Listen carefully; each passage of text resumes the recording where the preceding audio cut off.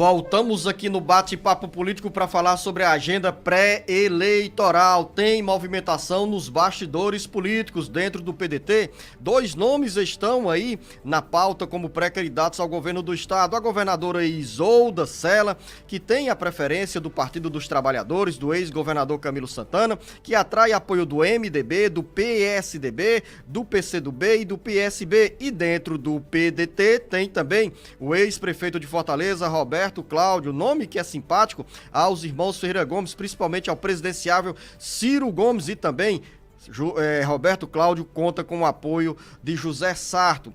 Nesses bastidores, jornalista Beto Almeida, tem articulações, tem fofocas, tem jogo de intrigas, tem também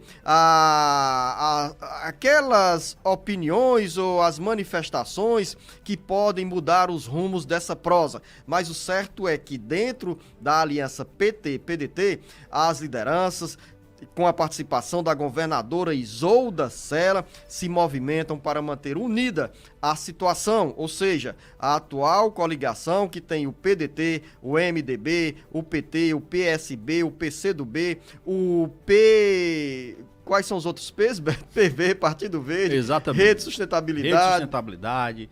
PP, Partido Progressista. Exatamente. É um arco de aliança amplo, né? E nesse contexto todo, Beto, os partidos terão entre 20 de julho e 5 de agosto para definição, oficialização das candidaturas às eleições de 2022. Será que bem antes dessa data teremos aí alguma sinalização do nome a representar a aliança PT-PDT ou PDT-PT na disputa pelo governo do estado? O presidente do PDT, que é o deputado federal André Figueiredo, saiu com uma informação que mostra claramente que desta vez, pelo menos, pode haver uma mudança de rumo em relação a deixar para fazer o anúncio do candidato, do nome do candidato governista, apenas nos momentos finais da data da convenção, que neste ano o último dia é 5 de agosto. Olha, o deputado diz o seguinte, que o PDT falta realizar ainda 2 dos 12 encontros regionais. Está faltando Itarema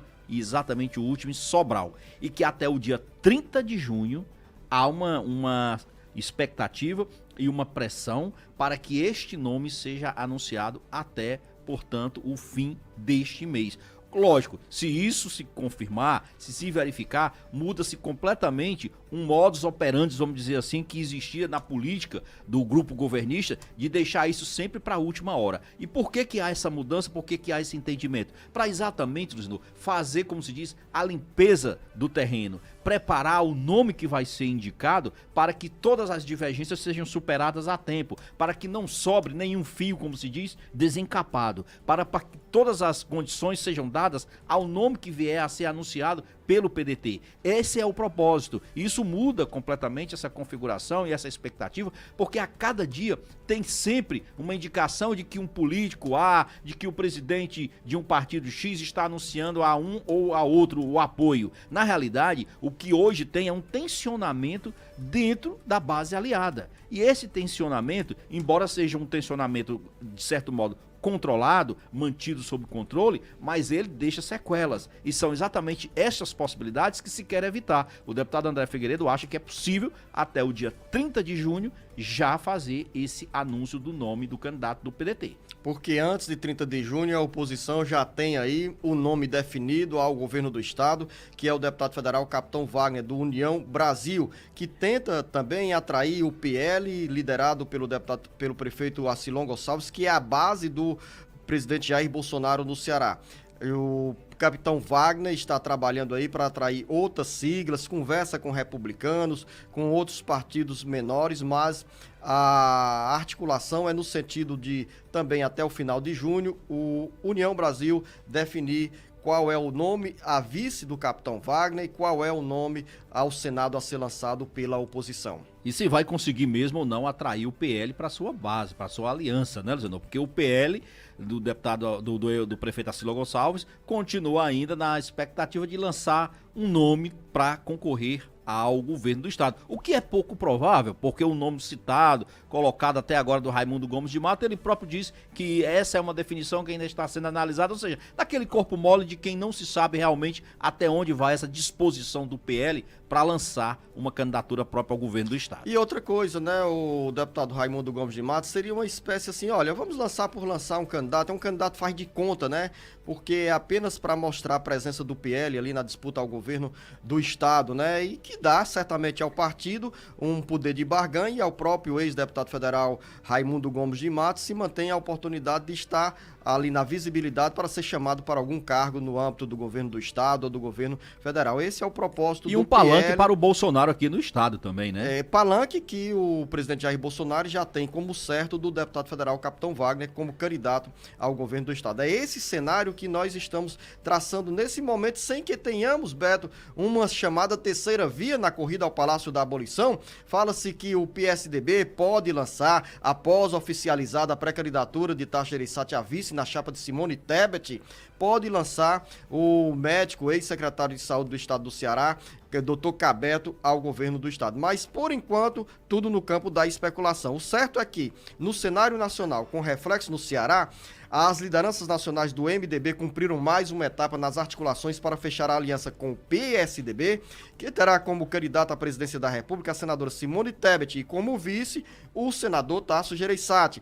Um dos principais obstáculos na construção dessa aliança está sendo removido, que é a retirada da pré-candidatura de Gabriel Souza, do MDB, ao governo do Rio Grande do Sul para apoiar o nome do tucano Eduardo Leite. A informação está antecipada hoje pelo jornal O Estado de São Paulo. A movimentação no Rio Grande do Sul deixa a convicção entre os MDBistas que o PSDB não tem mais desculpa para adiar a formalização da aliança com o partido no âmbito nacional. Os tucanos devem oficializar nesta quinta-feira a aliança com o MDB. O nome do senador Tasso Gereissati, repito, deve também ser anunciado como candidato a vice-presidente da República. E dependendo da formação dessa aliança, talvez o senador Tasso Gereissati coloque o PSDB para ter palanque no Ceará para a senadora Simone Tebet, candidata à presidência da República. E esse palanque poderia ser formado tendo Cabeto como candidato ao governo do estado. Aí sim, uma vez o PSDB entrando nesta aliança, porque na realidade é o seguinte,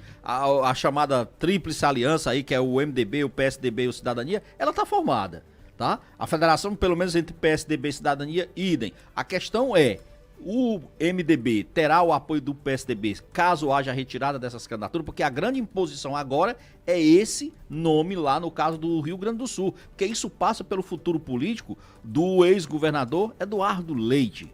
O PSDB tem dito, o Bruno Araújo, o presidente do partido, diz que a bola está com o MDB. Como amanhã tem reunião da Executiva Nacional Tucana para decidir exatamente sobre esses rumos, eles têm uma expectativa de que oficialmente, Luzenor e ouvintes, o MDB gaúcho anuncie isso de forma oficial, que sim, está retirando sua candidatura ao Palácio Piratini, que é o palácio, a sede do governo gaúcho, e que deixa o campo livre para Eduardo Leite a sair candidato pelo PSDB por lá.